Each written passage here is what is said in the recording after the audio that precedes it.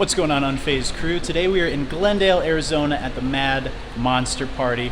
Really looking forward to this one. We did not come to it last year, but we went the year before that with James. We saw Matthew Lillard, we met the Grim Life Collective. It was pretty cool. I think this year is going to be just as good, if not better. Super excited. They've got a lot of talented people here. Definitely going to get a photo opportunity with Elvira. Pretty excited about that. And today I'm repping an Unfazed Review t-shirt and a Buffy the Vampire Slayer button, because who doesn't love Buffy? And if you guys want to get a shirt for yourself, we got these available on the Redbubble store, link below. But enough about that, let's go to the Mad Monster Party and see what's happening.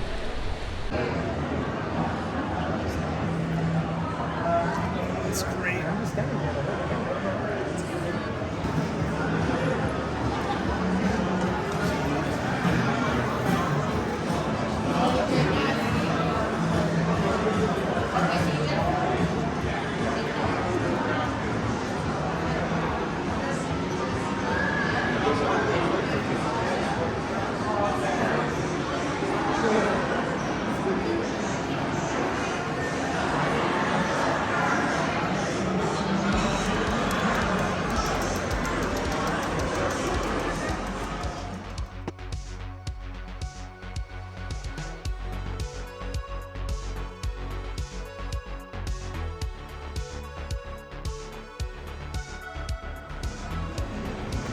Great selection this year.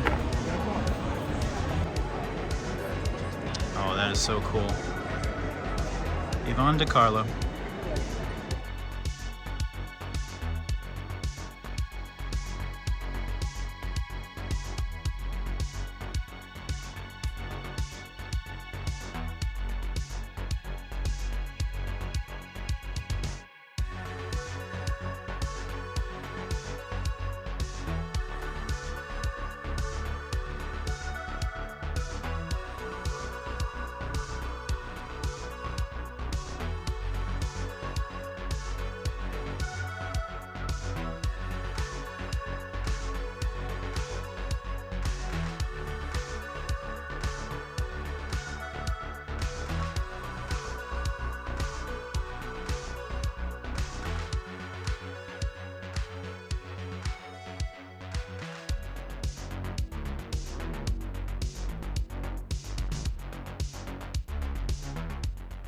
What's up, creeps? It's Jason from Terror Trader. You know Terror Trader. You remember the old Unfazed Review? Come down to the shop and check some things out, some spooky stuff. And look, we got something coming for all you horror lovers, all right? August 26th, 27th, come to the Mesa Convention Center. We're throwing the largest horror party in Arizona. It's called Gathering of the Ghouls. Let's have some fun. 2 days of just blood, sweat, and tears, baby. We're going to have a blast. So pop down August 26th, 27th. Go to terrortrader.com for all the information. Pop down to the shop and let's get spooky. Hey, I'm Tom Devlin of Tom Devlin's Monster Museum, and I just directed this movie, Teddy Told Me To. And we're here at the Mad Monster Party, Arizona, and we're having a blast. Awesome. Thanks, man. Yeah.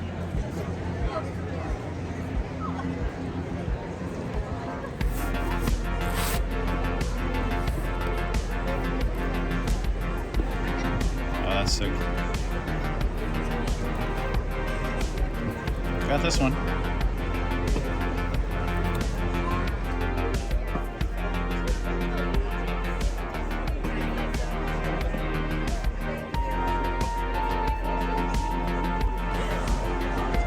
Good, classic. Have a great one.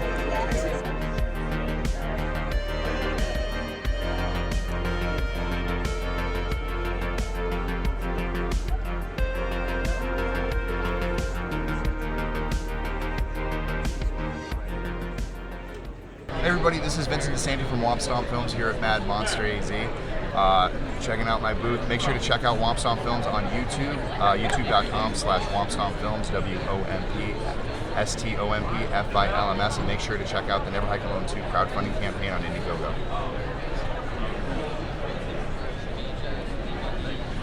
How's it going? Sean Clark here, Horrors All Grounds, thing with two heads. Convention All-Stars, obviously that's what I'm doing today, working. Mr. Atkins over there, meeting the people. There he is. Look at that beautiful icon. Making dreams come true down there. That's great, man. But tell us what you got going on. Tell us about your channels. Well, I'm here in beautiful Glendale, Arizona. Steaming hot. What's that? Steaming hot. Steaming. It is very hot, which I got to experience on Friday because I went out early on Friday and did some filming, and it was out in the more deserty area. It was about 116 degrees, and I was not digging it. But I got some stuff shot, so got some cool videos coming up. But what I got coming up on the channel, on Malfunction is my YouTube channel. We're going to be shooting a new episode of Thing with Two Heads, me and Christopher Nelson. We're going to be doing that this week. And I have a new Horrors Hallowed Grounds episode coming out maybe tomorrow. It depends on how quickly I can get it uploaded and everything. I finished editing it last night. It's the 1980 classic Prom Night. So I went to Toronto and had full access to the school. It is extremely detailed. I'm pretty proud of it. It's a good one. Me and Scott on tape did it together. And then I have this is another one I've kind of kept under my hat. Nobody knows about. I went back to Trick or Treat Studios and did a tour with Tommy Lee Wallace.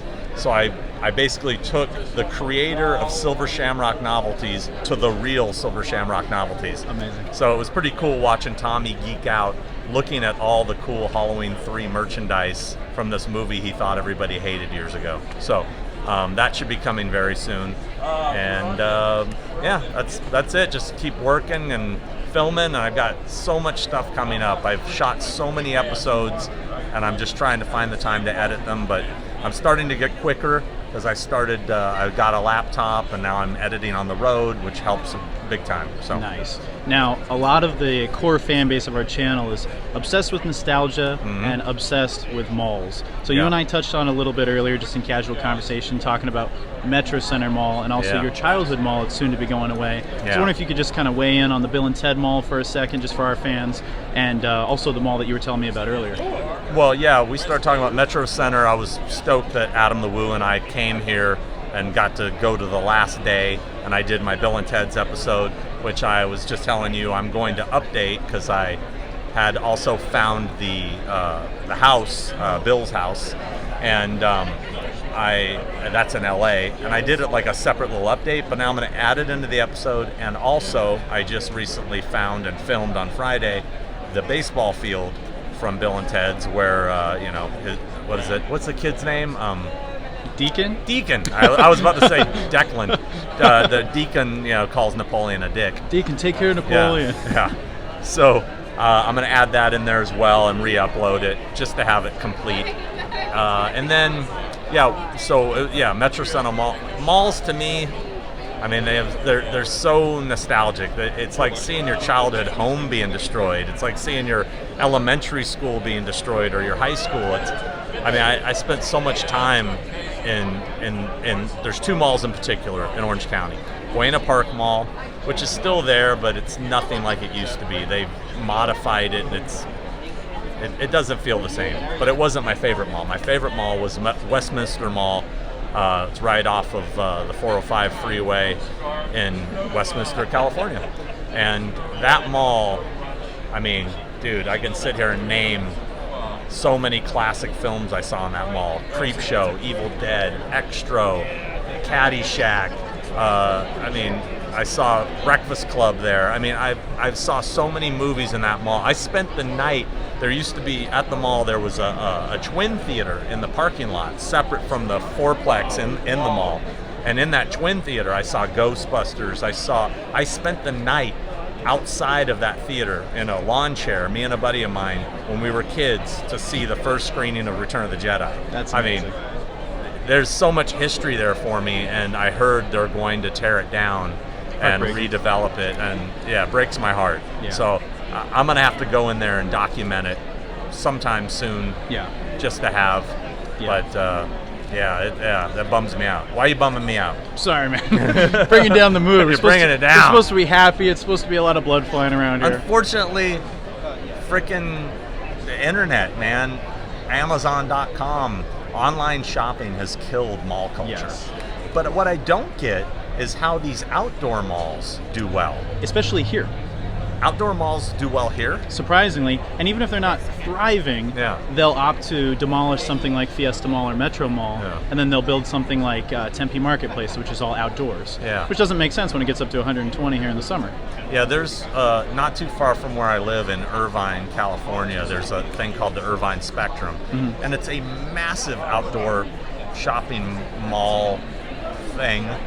And it's always packed. It's always jammed. And I don't understand, like, I used to, back in the day, you'd want to go to the mall to get into the AC, get cool, Yeah. you know. I don't get where that has switched. Mission Viejo Mall still does fairly well. I go there occasionally, and I used to work there in the 80s. Actually, me and this guy used to work at Spencer Gifts in Nice. 1988. That's where we met. Oh, that's cool. Talking about Spencer's. All right. And Hell yeah. that's where we met. And so it's funny, there still is a Spencer Gifts in that mall, but it's moved 2 times. It's moved into different spots. So, Okay. So it's not my Spencer Yeah. Gifts anymore. The soul is transient. Yeah, and unfortunately Spencer Gifts has become a low rent porn shop anyway. Yeah. It's not what it used to be. No. Sorry, Spencer's, you failed us. No, they have. I don't Yeah. even go in there anymore. Yeah. When you're at a mall, you're like, eh. I don't even walk in either. You walk by and Yeah. you look and it's like, wow, this just looks like everything I hate about the world. Yeah. It's like if you could make a store that was just douche, it's Yeah. that store. Yes. But somehow they survive. I don't understand. It's bizarre. Yeah. It's just 3 people that keep it in business. Bunch of And then, freaks. and then you look, you know, and I'm a horror guy, right? Yeah. And you look in and you see the horror shirts they're selling, and it's like Michael Myers giving the bird. It's Yeah. like, how is that? Who wants that shirt? Yeah. I mean, I'm sorry. It's like Ghostface in a fur coat. You're like, what do you Yeah, I don't know. It's like, is Kid Rock still happening? I don't know what's going on. think? Yeah, anymore. it doesn't know what it's doing. Yeah. It doesn't know. But- you know, somewhere that had really active malls, though, that I went earlier this year was New Mexico. Really? Went to Albuquerque, of all places. 2 very good, fairly active malls. Yeah.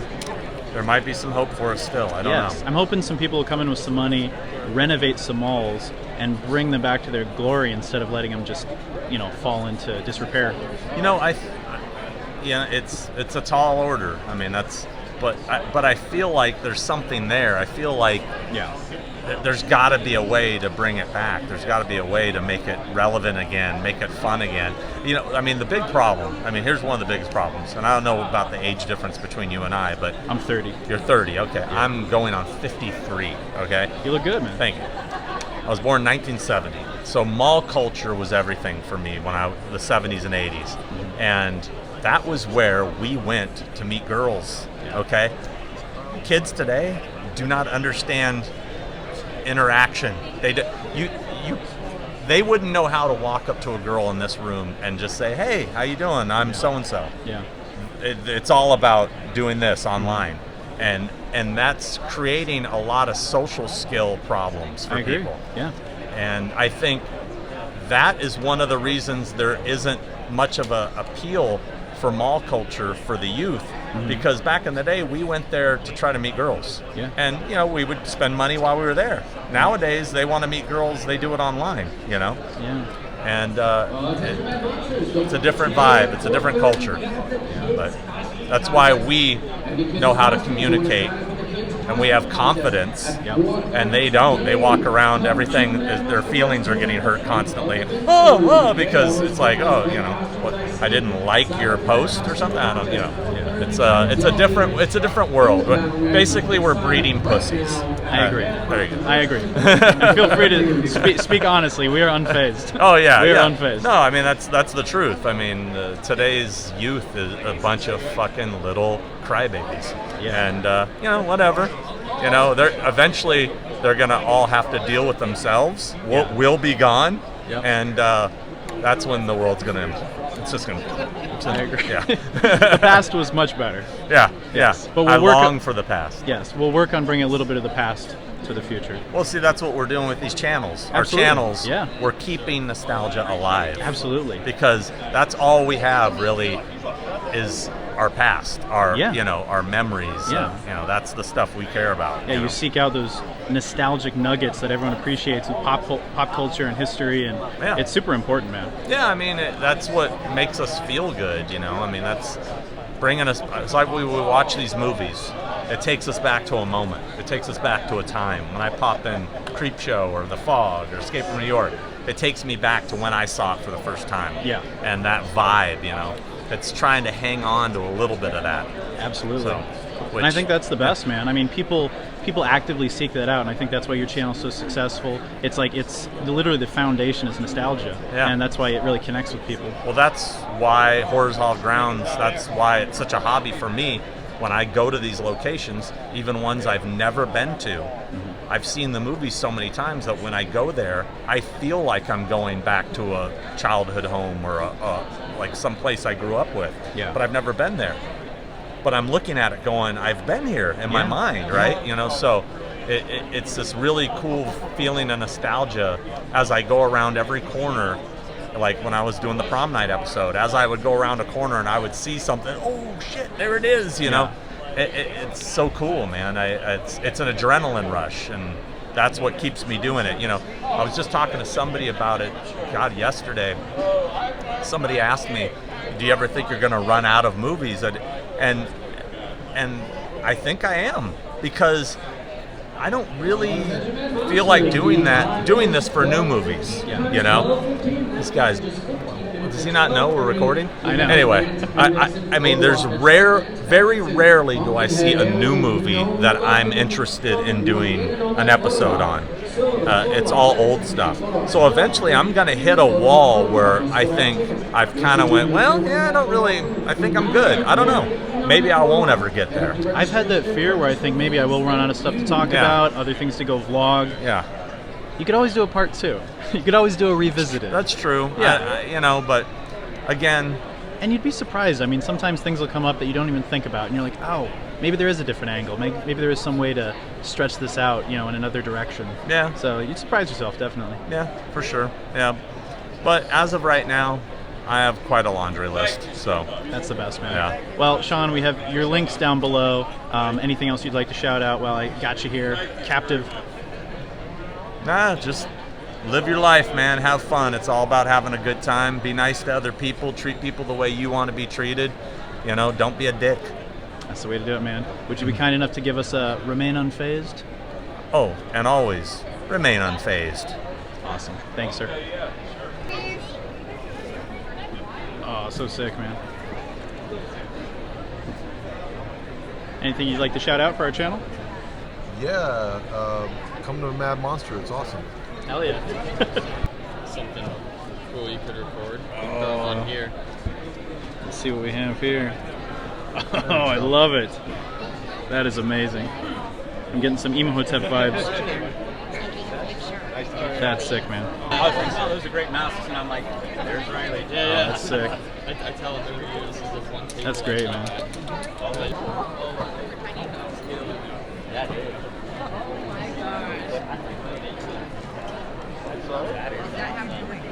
Thank you. Silicone molds are the hardest,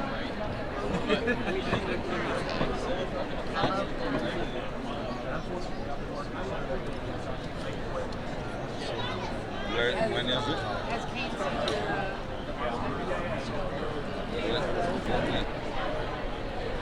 Hey everybody, J Photos here, and welcome to Mad Monster.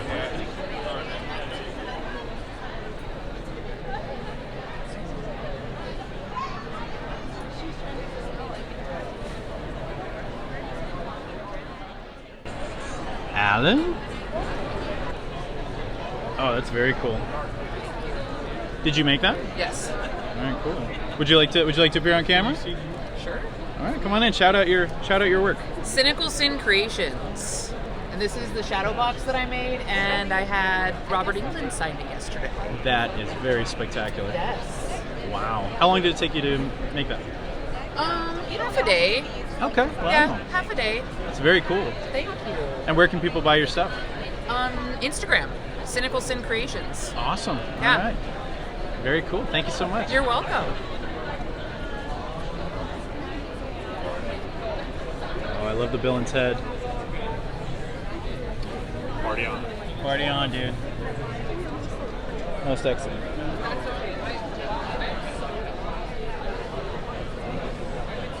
Okay, that King Kong is amazing. Thank you. How long does it take you to make these? Probably a couple days for a good stack of them. Drawing wise, takes a day or so.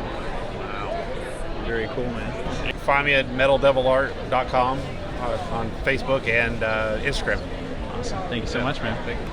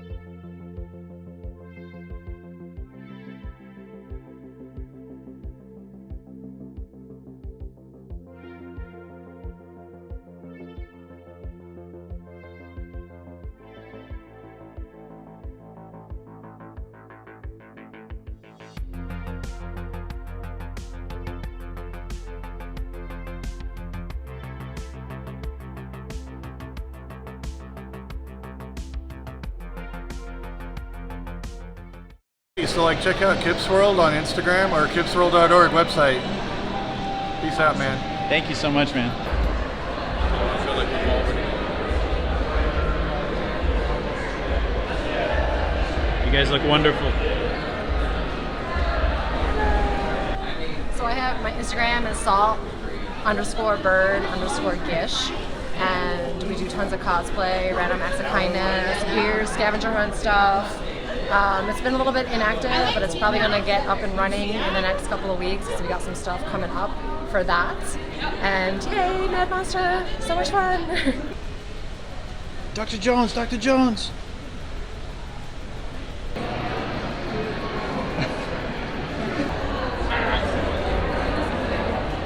Oh, look who's joining us today for the festivities. Hello. How are you? This is very Comic-Con, but the energy is almost nicer. Well, I'll try to avoid it. Take your vitamin C. Vitamin C. Yeah. I mean, you're Michael Myers, and nothing can kill you. Come on. Sometimes I wish I was. One thing I really wanted to ask you about that I feel like a lot of people might not initially talk about is your time working on Escape from New York. I was wondering if you could kind of give our audience a little background info on what that experience was like for you. You ask me the questions and I'll give you the answers. I'm not good at ad-libbing. Sure. So how did you get involved with Escape from New York? It's a result of Kurt Russell. I was his double for a lot of years. Amazing. And his daddy put me in his contract when he was very young. Okay. The first time I was with Kurt working was he was 17, so Wow. a long time before Escape from New York. Wow. So when they do the movie and use him, they call me. Oh, wow, okay. And when I met John, he said, well, instead of just being his double, why don't we use you as a coordinator? It works for me. Yeah. So that's how I did that. And from that led to this, the Halloween thing. Oh, very cool. And the thing. Then show up in Canada with the devil. That's amazing. Right now, what was the atmosphere like on the set for the thing? I mean, I'm sure it was very cold, very uncomfortable. No, not at all. I mean, considering where we were, it's been colder in my room here. And where was that actually filmed? I don't know where it was actually filmed. Up in, it's above Alaska. We went through Alaska to get to it. Up on the glacier up there. Oh, jeez. Yeah. And I can't recall the name of the place. I have a little trouble remembering. My name's Ben. My name's Ben. And this is Unfazed Review. This is Emmett over here. But anyway. No, it wasn't. You know, he had it folded up in there that you could see his breath, remember? Yep. That was an interesting show. It was an interesting thing to lead movie as a whole. I'm sure, yeah. I mean, now it's regarded as one of the... participation was very small. Okay. You know, I operated a flamethrower and lit a guy named Tony Caesar on fire and he ran out of the building. That's amazing. I had my body drug along the floor as one of the thing's victims. Yeah. He had a thing that hit on my face and drug me along. Oh, that's amazing. At the end, when they did the blood testing and Jake Clennon went up to the ceiling, I was the guy that went to the ceiling for him. Wow, that's amazing. Did they have it rigged up on like a hoist? We get it reversed, no. It was on the floor in the studio. Right, it was a ceiling piece. Okay. And they suspended me and then just cut me loose at a certain point. Both of them. That's amazing. If you ever, I don't know, we used the VHS. You could do this with. You could slow it down, almost go frame by frame. Yeah. VHS is not frames, but it's like that. Yeah. And you could see a little piece of white foam ceiling piece come down and go back up. Okay. The reason it did that is when we shut it on the floor and I hit it, it bounced up and it went back. Oh, gotcha. Okay. So when they flopped it, made it look like I went to the ceiling. That's cool. You know, it's all magic. You know, that's amazing. Yeah. A lot of neat camera tricks at that time. It was very inventive because it was all pre-CGI. So it was very, that's very when inventive. they were creative. I agree. Yeah. I think there was more magic. CGI is a creative device too, but there's something that's not real about it. Yeah, it feels less personal. Yeah. That's amazing. I knew Red Dead Redemption 2. You play that? Yeah, I love that game. Yeah. Tell us about Red Dead Redemption 2. My son and I, he was the boombox boy in Halloween 2. Oh, really? Okay. You know, the kid with him. Yeah, he got that job. It was great. I took him to the set with me. We're waiting around to find out what was going on. I was in my trailer. John Carpenter comes in. We get to talking. I said, "Who's going to play this kid tonight?" He said, "I don't know yet." Yeah. I said, "How about Prince?" He said, "Fine." So they got him a cowboy hat and radio, and the rest is history. Oh, that's cool. As far as that goes. Now, I was telling you about my memory. Yep. Where was I going with that? You were talking about.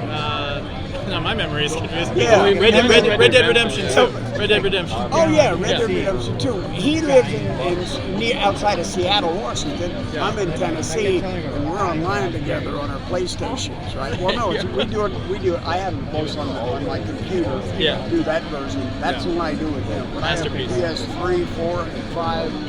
I got it on that too. Yeah, I'm a big player on that. Well, I was curious also just about your stunt work in general. How you went from regular everyday guy to becoming a professional stuntman. What was your entry into that business? Well, it started when I was an everyday kid, about 12 years old. We were moving to California, and I had my 6 guns and my cowboy hat, and I'm in the backseat of the car looking for rattlesnakes as we drove down the highway. what did I know? When did you guys move to California when you were a kid? 1954. 54, okay. Long So time. the height of all the, when they were making a lot of westerns too. Yeah. So I get to California, and when I was 4, I celebrated my 13th birthday there. And I started watching a Western program called The Range Rider with John Mahoney and Dick Jones. Oh, cool. So I thought, I'm a pretty good stunt double for this guy, stunt test. So I wrote a couple letters to Gene Autry's film company, Flying A Productions. Nice. But I never got any answers. I'm 14 years old. Yeah. But you started early. You started the ambitions there. And, well, a couple of years later, I went to a place called Corriganville. It's a movie ranch where they do live shootouts, gunfight at the OK Corral, reenactments. That's amazing. So from that, I met some guys that introduced me to a man who was written, producing, and directing a movie called Ballad of a Gunfighter with Marty Robbins. I love Marty Robbins. El Paso. Yeah. Marty Robbins. Big Iron. So that got me into Screen Actors Guild. Then a few years later, I get a call to go to Disney Studios, and I run into a man there. I'm working with him. His name is Walt Disney. And I'm doing a little thing with him, and he called me over, and he said, now you're not going to upstage me, are you? And I said, would I do that? Yeah. But I walked away, and he turned to the director, and he said, get everything you can get on this kid. I'm going to make a star out of it. That's amazing. And he just passed away shortly after that, and nobody else at the studio felt like that. So, but I stayed there for 10 years, and with that, I was introduced to Kurt Russell. Yeah, because he was like he was a Disney kid, yeah. And then that graduated into the other stuff. That's amazing. Yeah. That is amazing. Well, I think you got some people here wanting to sign. If you want to, we can do a quick pause real quick. Oh, yeah. We'll be back. Part 2. All right. We are recording, sir. Okay. All right, so final question, because I know you got to get back to your fans here. When you worked on Halloween 2, overall, what was your favorite experience working with John Carpenter on that film, or I guess on any John Carpenter film? But specifically, what do you remember about Halloween 2 being like a great moment? The hot tub scene. Okay. Yeah. But not for the reasons that you may. I didn't see those until the movie came out. I was behind her, remember? Of course. So anyway, it's an iconic sequence. The whole experience on that movie was fun. I'm sure, yeah. I can imagine. I understand that one of the favorite things about the movie, as far as the fans go, is the walk. Yeah. Right? Well, Deborah did a video where she talked about the making of it or whatever. And she said Warlock never got the walk. Fans like it a lot. You were on the set every day. You could have said, hey, can you speed it up? Or the director could have said, I thought you did a good job. I thought Michael was very frightening in Halloween 2. I didn't have a lot of direction as far as the walk, or, I just copied that from Nick Cassidy. Yeah. And I didn't get much of a walk from him from watching the first one. Yeah. It was Tommy, well, I guess it turned out to be Nick. I always thought it was Tommy. Getting up after she stuck him in the eyes and he fell down. With the scalpel, right? And he raises up and real mechanical, so that's why I kind of played him. Okay, yeah. That's why I got that. That's great. So that got me a job in part 3 as a mechanical. That's amazing. An assassin. Wow. Awesome. Well, I know you got to get back to work, but thank you so much for talking to us. Much appreciated, sir. Yes, sir. That's me. And Emmett. Thank you so much.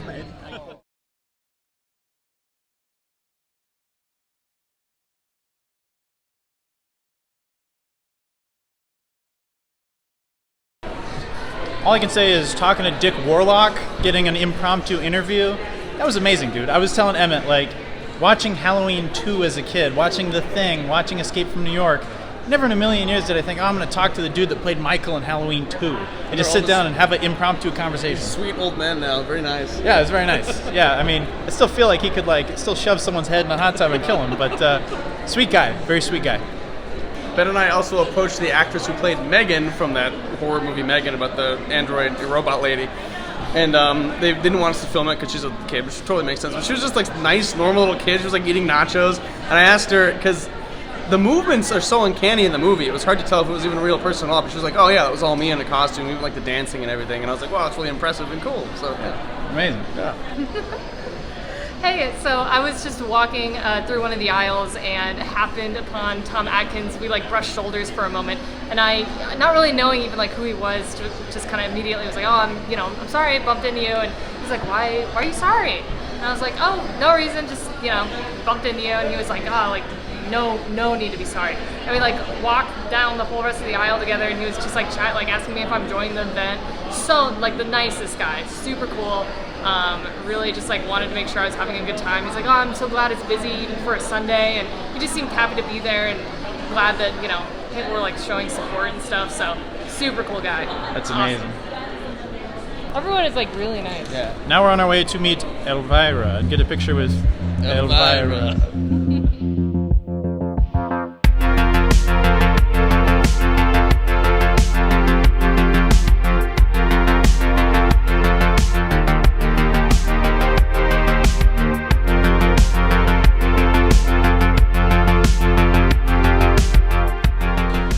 Alright, so the Mad Monster Party in Glendale, Arizona has been a success so far. I got to talk to Sean Clark, aka Malfunction. We talked to Dick Warlock, aka Michael Myers from Halloween 2. Really a cool time. I got a picture with Elvira, which was surreal. They had, I guess she's really concerned about germs, so they had like a partition, like a plastic partition between us, which was super weird, but even still, happy to get a picture with her. I still say she's a hologram. She's not really there. Yeah, she's not there. We need the partition. Yes, for the boys. But anyway, they're doing a physical picture, just like 2 years ago. No digital code, nothing like that. An actual physical picture that they're printing off. So it's going to take like an hour and a half to 2 hours to get the picture. But either way, I kind of met Elvira, which is neat. Yeah, she was cool. She was out there. Yeah, it's been fun. We saw the dude from American Horror Story. Oh yeah, the husband just hanging out. Also, taking pictures. more up my alley. He was from Drew Carey show. He was Mimi's boyfriend. That's right, Mimi's boyfriend. Yes, what a cool guy. And then we were walking next to Dwight for quite a while from The Office and didn't even notice. That's cool. That's cool. Out. Yeah. I like this a lot more because I was mentioning we went to Comic-Con. I went to Comic-Con way back when earlier, a few months ago. Now they call it Fan Fusion. Yeah, Fan Fusion. It's the same thing. Same shit. Incredibly overcrowded, and all the stars, the celebs that were there, were so far away. Yeah. And there was a big well, don't touch them, don't breathe on them, or you get sniped. Yeah. And this one, they're just walking around, they're just hanging out. Yeah. As I said before, I asked the young actress who played Megan a question. It was totally fine, and you can just go up and talk to them. And Emmett was like, "You want to get in our van?" She's like, "Yeah, why yes." No, she was super sweet. It's way more laid back. You get the feeling that people actually want you to be here. At Comic-Con, again, it's more. Yeah. Comic-Con is akin to, I was saying, it feels like you're elementary school kids or cattle in a line going to lunch. Yeah, it's very cattle, and this one it is like that. And this one's a lot more free flowing, and the culture is a lot nicer. Yeah, and it's funny because I like the horror culture. Yeah, the horror culture was very respectful, very kind, and very sweet, which is very weird. You wouldn't expect it. I guess. Very nice. I wouldn't, but yeah, it's very nice because you better not mess with them. Yeah, right? Yeah, that's right. Yeah. Look at Buffy. Check her out. Anyway, so yeah, it has been a success. I've been very happy with it. Everyone's been super cool. Yeah, not a bad thing to say about at all. I mean, some of the people, if you want to go up and get an autograph or a selfie, it is very expensive. I think some of them are overpriced. It's like $80, $100, $150 a person, and that gets excessive. So I was kind of like, okay.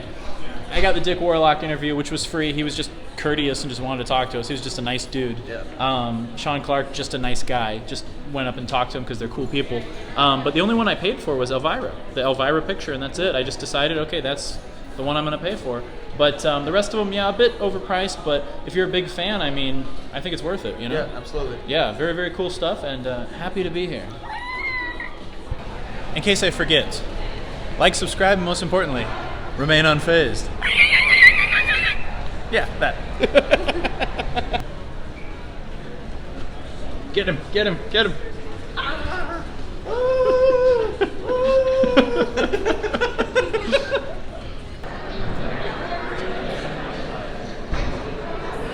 It's my